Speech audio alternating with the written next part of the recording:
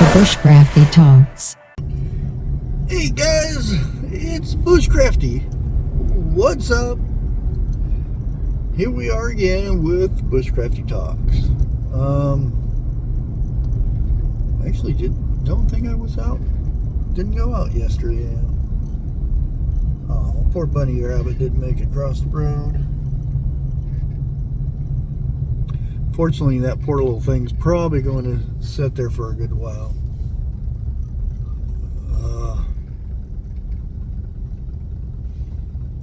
But I had been doing some research a couple years ago on ground beef and all kinds of other information about it.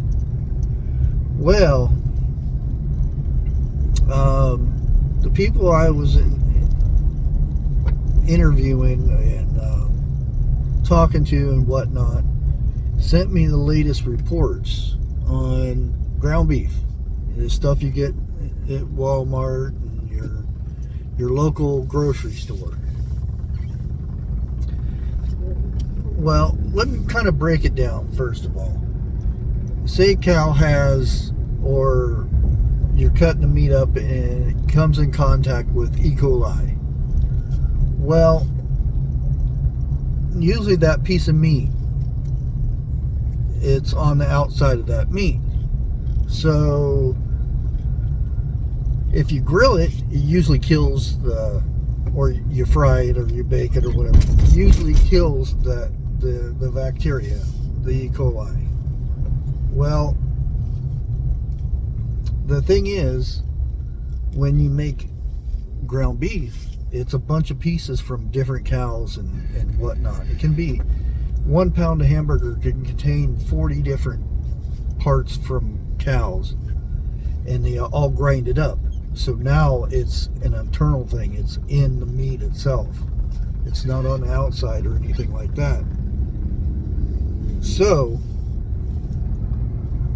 the thing is, that's how bad the hamburger is. And there was a thing back in the 80s, 90s, Jack in the Box, and they made them raise it to, it has to be 155, 157, something like that, before they can serve it. Well, come to find out, they were telling their cooks, and I don't know, you wouldn't really call them cooks, but people frying up the burgers, not to cook them that high because it dries the burger out and it makes it chewy. So they ended up getting some big trouble. Well, like I said, a couple years ago I was doing this report about, I was going to, and I ended up getting in trouble and didn't get the video out or anything like that. But I've been thinking about redoing it again because it's very important. I mean, extremely important. Especially now, this new information, 1 in 4 people will be infected with E. coli. Now, there's different variations of E. coli. Some are very bad, some are deadly. But the whole thing is with this E. coli is 1 in 4 people when you purchase hamburger will be infected by this. Now, that doesn't mean, you're going to get sick.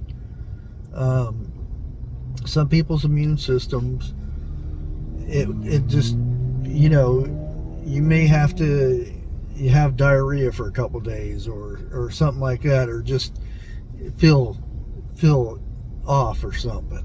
Some people will really get sick and to where they'll throw up and have all this issue for days and days. It depends on how bad it is, and some variations will actually shut down your kidneys, which is, that's bad. Affect your liver, all kinds of stuff. And this new study has been alarming. And that's not even the worst part. The worst part is your leafy greens, your lettuces, your cabbage, and things like this are worse than that. Yes, worse than that.